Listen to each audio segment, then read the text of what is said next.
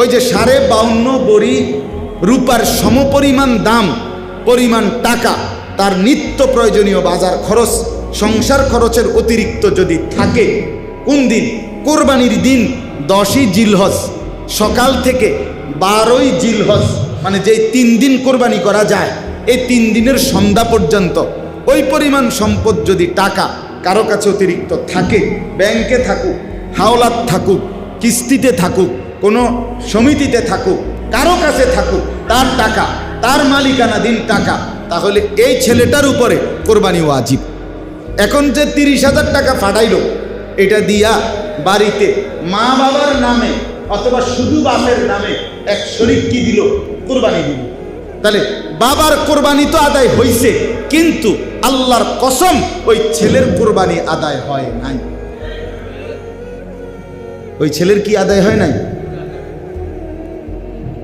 তো তাহলে ওই ছেলের কোরবানি যে আদায় হয় নাই, এভাবে যে 10 বছর, এভাবে যে 20 বছর ধরে হিতে বাইতিয়া ফাড়ায় তার বাপমার নামে কোরবানি হয়, তো তার কোরবানি 20 বছর যে কোরবানি সে দিল না, হইল না তার নামে, কি পরিমাণ গুনাহ জমল বলেন না? কি পরিমাণ গুনাহ জমছে বলেন? রাসূলুল্লাহ সাল্লাল্লাহু আলাইহি ওয়াসাল্লাম বলেন, মান কানা লাহু সাআতুন ওয়া লাম ইউদাহি, যার সামর্থ্য ছিল কিন্তু কোরবানি করলো না, ফালা ইয়াকরাবান্না মুসাল্লানা, সে যেন আমাদের ঈদগাহে মানে ঈদের নামাজ পড়ার জন্য না আসে। কোরআনুল কারীমের 17 নম্বর পারা 22 নম্বর সূরা, সূরায়ে হজ, এই সূরার 2টি আয়াত 26-27 আমি আপনাদের সামনে তেলাওয়াত করেছি। মূলত এই মুহূর্তে আরবি যে মাস চলতেছে, এটা হলো পুরাপুরি হজ্জের মাস। কিসের মাস? কোরআনুল কারীমের মধ্যে আল্লাহ তাআলা ইরশাদ করেছেন, আল হাজ্জু আশহুরুম মালুমাত, হজ নির্ধারিত কয়েকটি মাসে হয়ে থাকে। তার মানে নির্ধারিত কয়েকটি মাস। তাহলে বোঝা গেল মন মতো না, বরং কি নির্ধারিত। এই নির্ধারিত মাসগুলো হচ্ছে 3 মাস। নবী সাল্লাল্লাহু আলাইহি সাল্লাম বলেন, শাওয়াল, যুলকাআদা, যুলহজ্জা। রমজানের রোজা শেষ হইলে ঈদের দিন, এটারই কয় পহেলা শাওয়াল।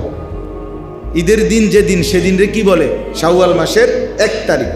ওই দিন থেকে মানে শাওয়াল মাস পুরাটা, যুলকাআদা মাস এরপরে জিলহজ মাসের 10 তারিখ পর্যন্ত এটাকে বলে হজ্জের মাস। মানে এই সময়ের ভিতরেই আল্লাহর বান্দা আল্লাহর ঘরের উদ্দেশ্যে হজ আদায় করবার জন্য যায়, হজ আদায় করে এবং এরপরে বা তরতিব ধারাবাহিকভাবে ফিরে আসে। তাইলে এই মুহূর্তে এখন এই যুলকাআদা মাস, জিলকদ মাস, এটা হজ্জের মাস। এখন হজ্জের মাসই চলতেছে। সারা পৃথিবী থেকে আল্লাহর বান্দারা কম বেশি সারা বিশ্ব থেকে মুসলমান আল্লাহর ঘরের উদ্দেশ্যে যাচ্ছে। এই মুহূর্তে প্রতিদিন ফ্লাইট চলতেছে। সারা বিশ্ব থেকে দলে দলে, হাজারে হাজারে, লাখে লাখে মুসলমান আল্লাহর ঘর কাবার কাছে ছুটছে। এই মুহূর্তেও যদি কল্পনা করেন, তো এই মুহূর্তেও আল্লাহর ঘরের চারদিকে লক্ষ লক্ষ মানুষ ঘুরতেছে। সুবহান, আল্লাহর ঘরের চারদিকে ঘুরতেছে। এই হজ, এইটার একটু গুরুত্ব আপনাদের কাছে সামান্য একটু বলা, এটা ছিল উদ্দেশ্য। আমাদের মুসলমানদের জন্য ইবাদত, আমরা যে আল্লাহর ইবাদত করি, এই ইবাদত মোটা দাগে মৌলিকভাবে 2 প্রকার। এক প্রকার হলো ইবাদতে বাদানিয়া, শারীরিক ইবাদত, যেগুলো শরীর দিয়ে করতে হয়। আরেকটা হলো ইবাদতে মালিয়া, আর্থিক ইবাদত, যেটা অর্থ দিয়ে আদায় করতে হয়। এই মুসলমানদের সমস্ত ইবাদতের মধ্যে এই 2টা জিনিস জড়িত। কিছু আছে একেবারে শুধু শারীরিক ইবাদত, কিছু আছে আর্থিক ইবাদত। আবার এমনও আছে যেটার মধ্যে আর্থিক শারীরিক 2টারই সমন্বয় আছে। এর মধ্যে এই আর্থিক এবং শারীরিক ইবাদত 2টা মিলাইয়া সমন্বিত ইবাদত হলো হজ। এটা আদায় করার জন্য শরীর দিয়া নির্দিষ্ট জায়গায় যাইতেও হয়, আবার নির্দিষ্ট পরিমাণ টাকাও খরচ করতে হয়। তাহলে বাইক বইয়া কোনো কি করা যায় না, হজ করা যায় না। 1 কোটি টাকা খরচ করলেও সেটা হবে। তাইলে এখন আসেন, মোটা দাগের একটা কথা বুঝতে হবে, সেটা হলো আমাদের মুসলমান সমাজের মধ্যে শারীরিক ইবাদত যেগুলো, এগুলো করবার প্রতি মুসলমানদের যদিও কিছুটা, সকলের না, মোটামুটি একটা ভালো অংশ মুসলমানদের শারীরিক ইবাদত আদায় করে। রোজা, নামাজ, জিকির, কোরআন তেলাওয়াত, তাহাজ্জুদ, আউয়াবিন, এশরাক, চাশতের নামাজ, জিকির আজকার, মনে করেন এগুলো শারীরিক শরীর দিয়া করতে হয়, ঠিক কি না বলেন না? তো এগুলো মোটামুটি মুসলমানদের মধ্যে একেবারে ব্যাপক না হোক, মোটামুটি অংশ আদায় করে। পুরুষরাও নারীরাও নামাজও পড়ে, রোজাও রাখে, এরপরে আপনার জিকির করে, কোরআন শরীফ তেলাওয়াত করে, আউয়াবিন পড়ে, মাগরিবের পরে, সকালবেলা এশরাকের নামাজ পড়ে, রাত্রিবেলা তাহাজ্জুদের নামাজ পড়ে, সব সময় তাসবিহ তাহলিল করে, আল্লাহ বিল্লাহ করে। কিন্তু আর্থিক ইবাদত যেটার মধ্যে খরচ করতে হয়, এটার মধ্যে যে শ্রেণী শারীরিক ইবাদত করে না, এখানে এই আর্থিক ইবাদতের ক্ষেত্রে এই পার্সেন্টটা আরো অনেক কমে আসে।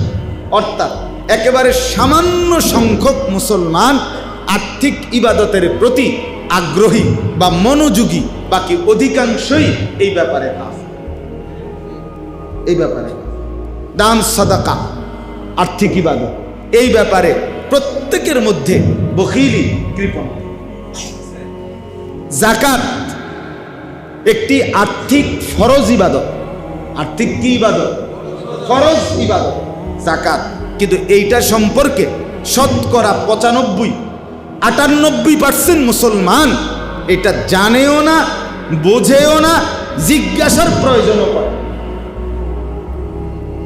আপনি বলেন এখানে, এখন বলেন, যারা একের বাচ্চা ছেলে, কিশোর তরুণ, অবকথা বাদ দেন, যারা কিছু টাকা পয়সা রোজগার করেন, চাকরি করেন, ব্যবসা করেন, কিংবা কামাই রোজগারি আছে, জায়গা জমি আছে, তারা কয়জন এই পর্যন্ত কোনো আলেমে দ্বীনের কাছে আইসা জিজ্ঞেস করছেন যে হুজুর, আমার মোট এই সম্পত্তি, সহায় সম্পত্তি আছে, এই অবস্থায় আমার উপরে যাকাত ফরজ হইল কিনা, হইলে কদ্দুর হইল, কদ্দুর দিমু, এটা বুঝার চেষ্টা করছে নিজ গরজে, যেহেতু এটা ফরজ।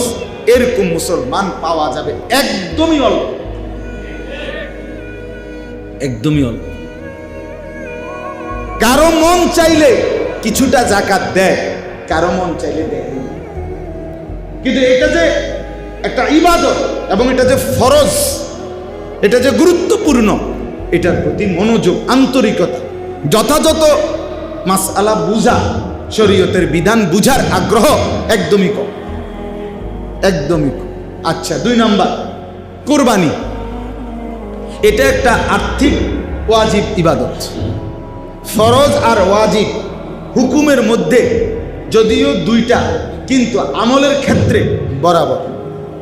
ফরজও বাদ দেওয়া যায় না, ওয়াজিবও টোটালি বাদ দেওয়া যায় না। কথা বুঝিনি আমি? ফরজ ওয়াজিব হুকুমের মধ্যে কি আছে? এক স্তর কম বেশ।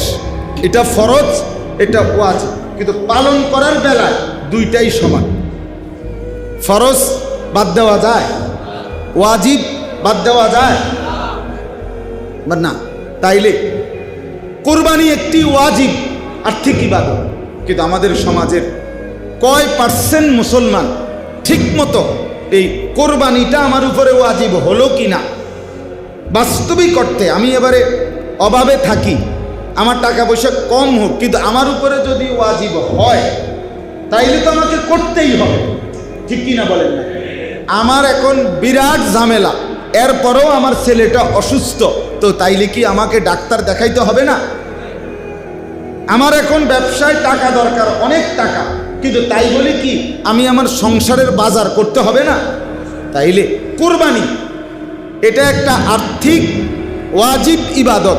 এখন শতকরা কয় পার্সেন্ট পুরুষ নারী মুসলমান এটা বুঝার চেষ্টা করে যে আমার কি থাকলে, কি অবস্থা থাকলে